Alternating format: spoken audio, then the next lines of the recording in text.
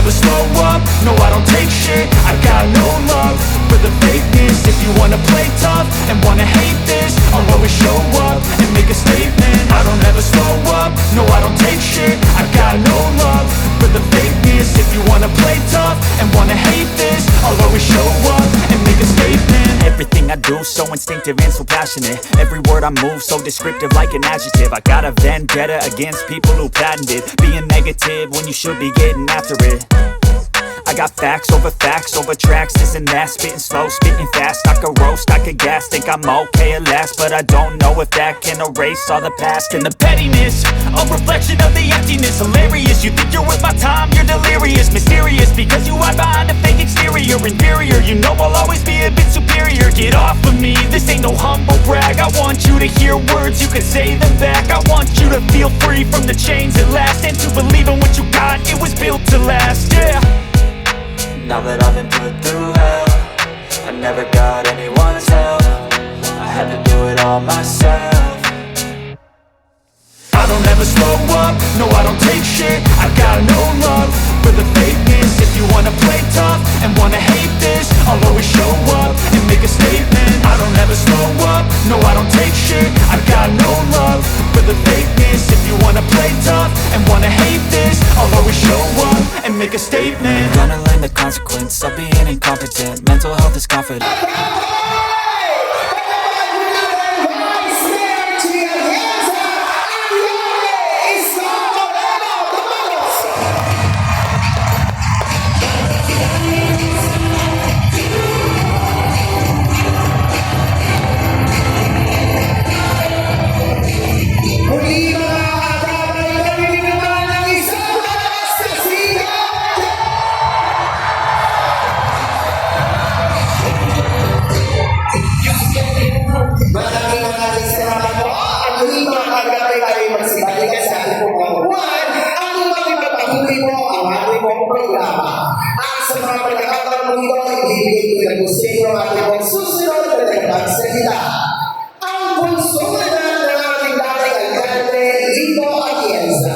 Isang broadcast journalist sa PTV at siya rin isang government network at dati ay nasa kanyang puso ang pagiging isang visionaryo.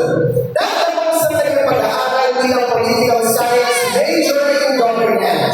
Dahil sa pagmamahal sa formang ginagawa niya sa FYRC o tahanan ng kabataang walang masisinuhan ay pinagalan bilang People of the Year. Isang papag-arunang nina ang kasalukuyang direktora ng kababaihan ng Maynila.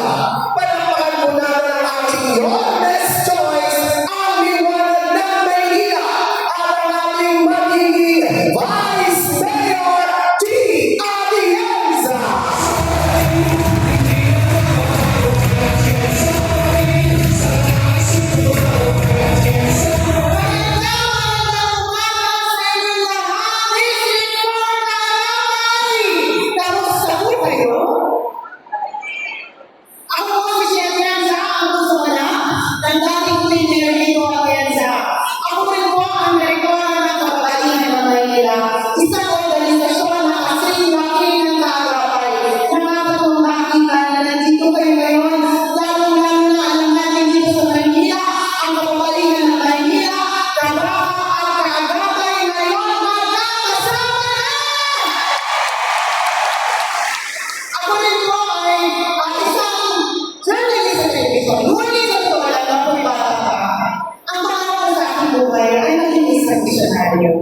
Ngunit hindi po nila isang kaya tinawag sa Panginoon kung sa kasama na akong kanya dadalhin, titipin ko na lang doon ang puso ng isang misyonaryo. Kaya ako po ay naging isang broadcast journalist, ginawa ko komisyon na ulit sa ating bansa para kunin ang kwento ng ating mga kabayan na napag-iwanan sa laylayan ng lipunan. Ngunit sa pag-iwan namin niyan dito sa Maynila, nakita ko marami pa rin palang sektor ang pag-iwanan. At kahit ano pala ang hinayin natin, kahit umiyama tayo sa gobyerno, kung ang gobyerno ay hindi marunong makinig sa tao, ikaw-iwanan! Lahat pa rin pala kayo lahat.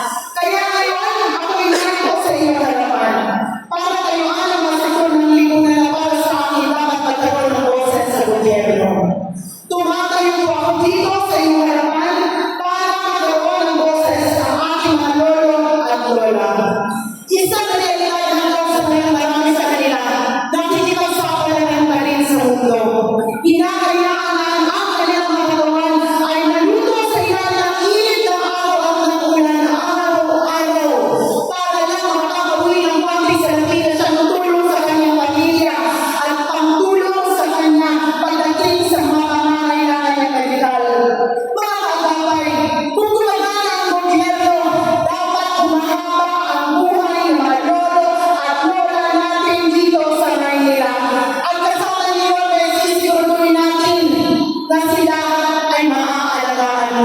ng gobyerno. Tumatayo rin ako sa iyong harapan para tayuan ang lahat ng mga magulang na araw-araw itinadasal niyo na iyong mga anak ay masuportahan ng gobyerno pagdating sa kanilang mga pangangailangan pang-edukasyon. At ayun pa ng mga makina na mga magulang na makakagawa ng kanyang anak para humingi ng konting baliya para makapagpili ng gamot para humaba ang buhay ng kanyang mga anak. Dapat ang gobyerno nariyan para tulungan ang iyong anak na mahanap ang kanilang misyon dito sa mundo. Tumatayo rin ako sa iyong harapan para suportahan ang sektor ng mga may kapansanan. Nakakalungkot at mahirap na mabuhay ng may kapansanan. Dapat ang gobyerno nakaalalay sa pangangailangan nila.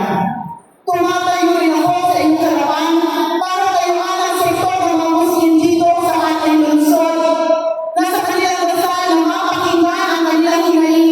Maramdaman nila na dito sa Maynila sila ay kasama ng gobyerno.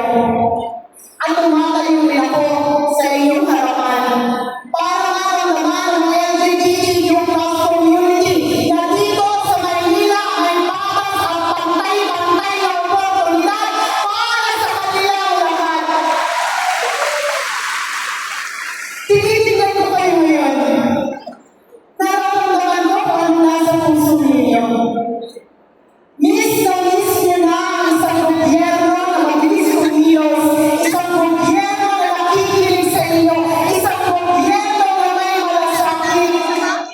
Sa paglilot namin yun na sa aming distrito, iisa lamang ang isinisigaw ninyo lahat. Ano ang yan?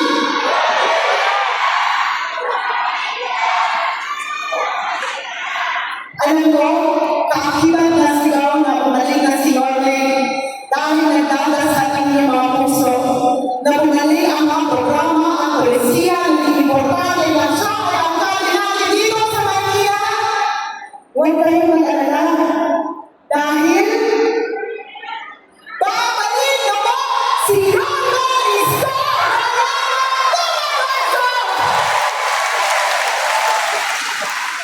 Ngunit kung maaari, sana isama niyo po si Chi Atienza.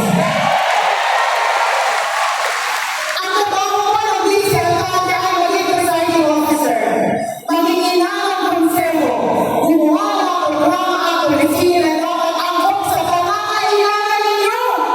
Kaya kung kayo ay maghahanap ng vice alcalde balang araw, kailangan maghanap kayo ng isang tao na marunong makinig at marunong ipaglaban ang boses ninyo.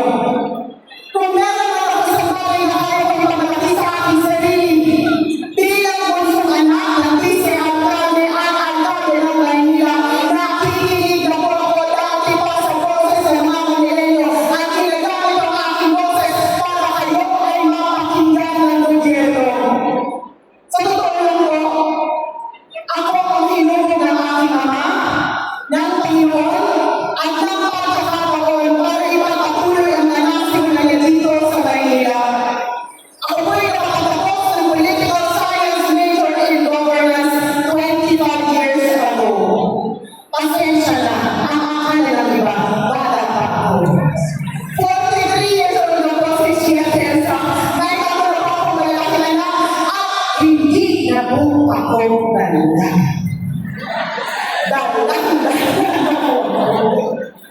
Alam niya ang aking ama ay naging isang epektibo ang magaling na vice alcalde.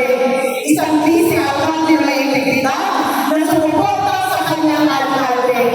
Kaya mga kaagapay, makakaasa po kayo na balang araw susuportahan ko po ng buo si Orne Isko Moreno Carazo! Dahil naniniwala po ako na ang suporta ko kay Orne ay suporta ko sa bawat miyembro ng kaagapay na narito ngayon. Alam niyo po, dahil ang mga pangalan ko sa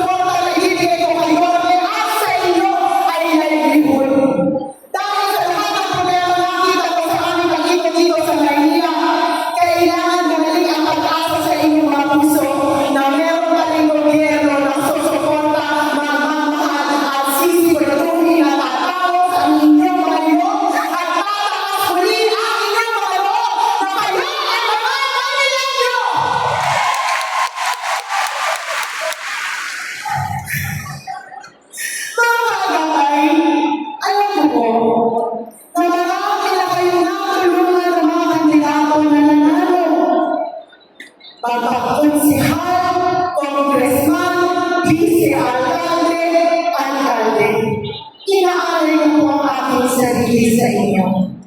Sana tanggapin niyo ko bilang anak, bilang ako, bilang kapatid, at bilang kaibigan.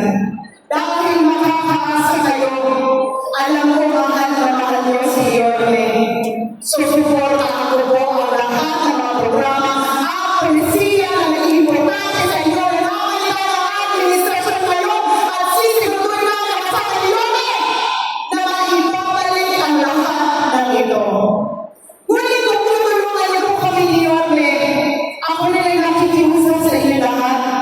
Sana tulungan na rin po ang aming congressman, si Congressman Jenny Villanueva! At kasama na rin po ang lahat ng mga pagsihal namin under your best choice. Alam niyo, ang tawag po sa akin ay liwanag na Maynila. Sa totoo lang po, ang gagawin ko lamang ay sindihan muli ang pagbigay ng apoy sa inyong mga puso. Bumalik ang pag-asa sa inyong mga puso na mabalik na ang isang gobyerno na tutulong sa inyong mga kaagapay. Pagsulilan na po ang iyong mga puso na mulong-mulong